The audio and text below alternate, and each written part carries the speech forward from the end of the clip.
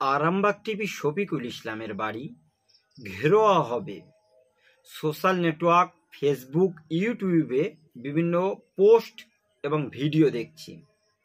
কারণ হিসেবে আমরা যা জানি, আরামবাগ টিভি বিগত কয়েক বছর ধরে মুসলিম এবং হিন্দু কমিউনিটির ভিতরে একটা ডিভাইডেশন করার চেষ্টা করছে। বিভিন্ন ধর্ম অবলম্বী মানুষদেরকে প্রতিনিয়ত দাঙ্গার পরিকল্পনা কিভাবে করা যায় সেরকম উৎসাহিত করছে।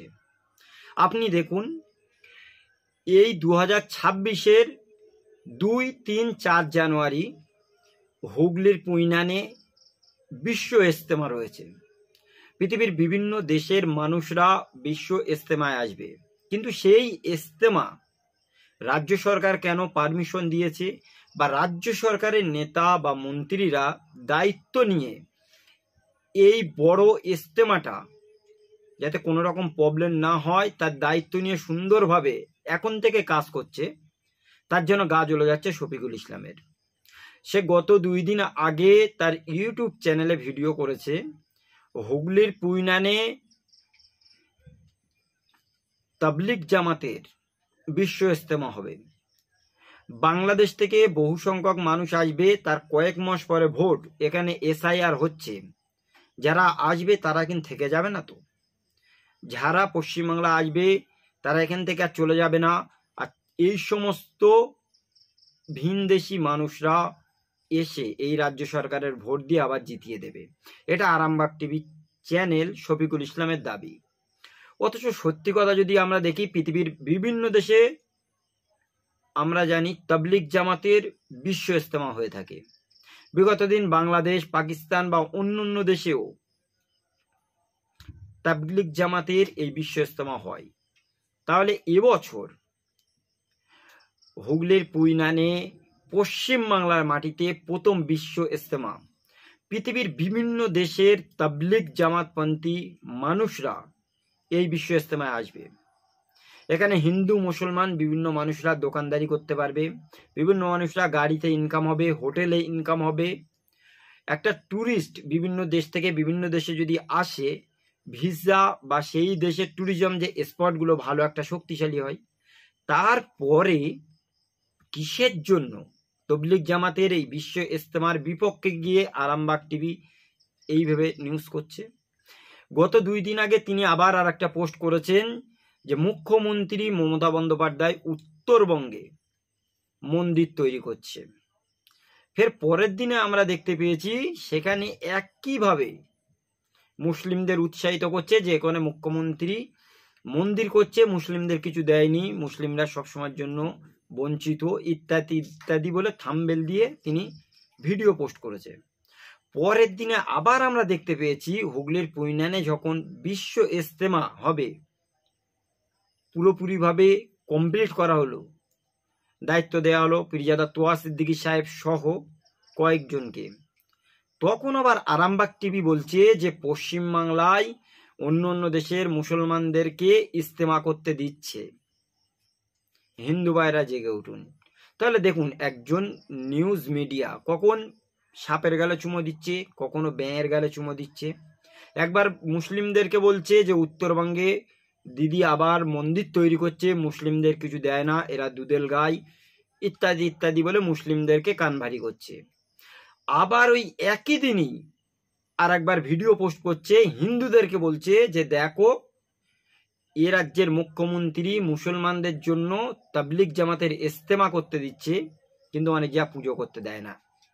এরকম ভিডিও প্রতিনিয়ত শফিকুল ইসলামকে আমরা দেখছি। আর আরামবাগ টিভি এটা বিজেপির বি টিম হয়ে বিগত কয়েক বছর ধরে কাজ করে যাচ্ছে, কিন্তু আরামবাগ টিভির এই যে বি টিম হয়ে কাজ করা, এর পরেও বিজেপি সাকসেসফুল হয় না কেন? আমরা জানি আরামবাগ টিভি, বঙ্গ টিভি সহ কিছু সংখ্যক নিউজ মিডিয়া প্রতিনিয়ত নিজেদের আখের গোছাতে, ভিউজ পেতে হিন্দু মুসলমানের ভিতরে একটা ডিভাইডেশন করে দিতে চেষ্টা করে যাচ্ছে, যার জন্য বহু সংখ্যক কেস তাদের উপরে আছে। আরামবাগ টিভিতে প্রায় 28টা কেস রয়েছে তার উপরে। প্রতিনিয়ত এমনভাবে খবরগুলো পরিবেশন করছে, হিন্দু মুসলমানের একটা ডিভাইডেশন করছে, শুভেন্দু অধিকারীর থেকেও বড় বিজেপি RSS এই আরামবাগ টিভির শফিকুল ইসলাম।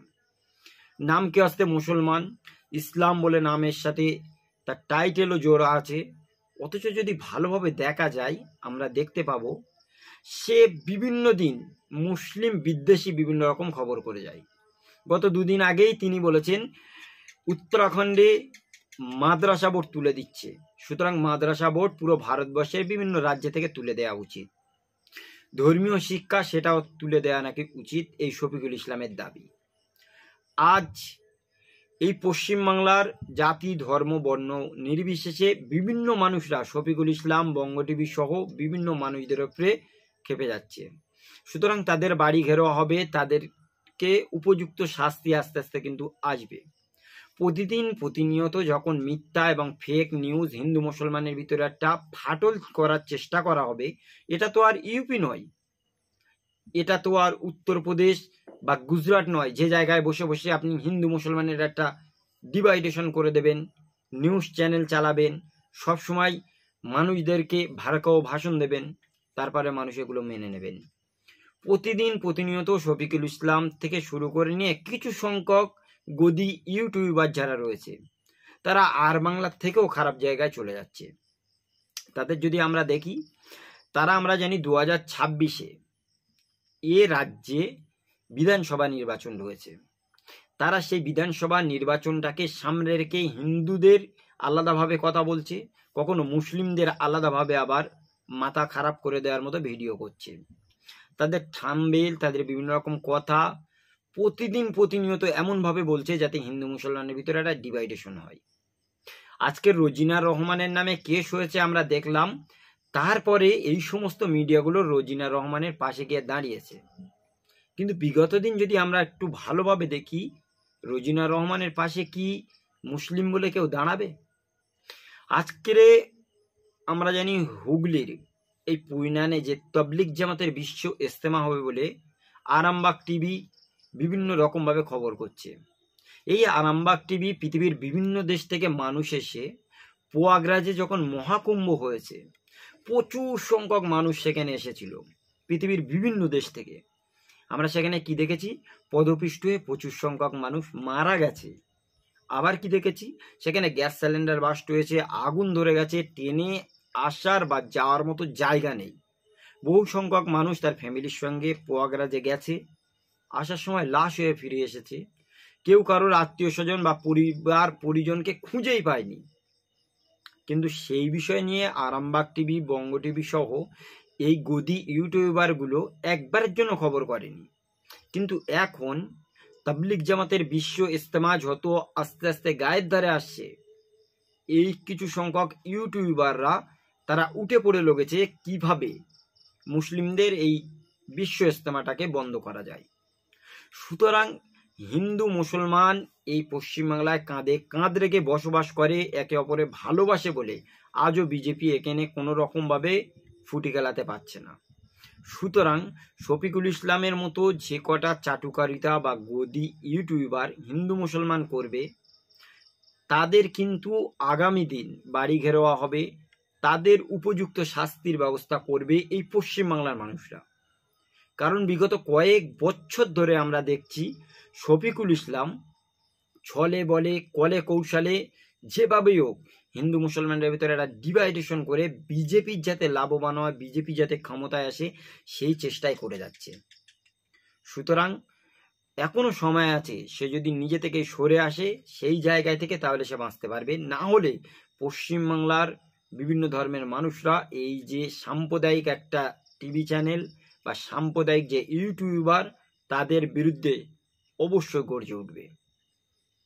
সুতরাং শফিকুল ইসলামের বিরুদ্ধে রোজিনা রহমান সহ আরও যারা হিন্দু মুসলমান নিয়ে একটা দ্বন্দ্ব জিগির তুলতে চাইছে, এদের বিরুদ্ধে অবশ্যই আমাদের সোচ্চার হওয়া দরকার। সমস্ত বন্ধুরা অবশ্যই এদের সম্পর্কে কি জানেন, কেমন মনে করেন যে এরা সত্যি সত্যি ভালো কিছু পরিবেশন করছে, না সত্যি হিন্দু মুসলমানের ফাটল ধরাতে চেষ্টা করছে, কমেন্টে জানাবেন। আজকের এই ভিডিওটি এই পর্যন্তই। দেখা হবে অন্য কোনো দিন অন্য কোনো টপিকে। সকলে ভালো থাকুন, সুস্থ থাকুন। Thank you.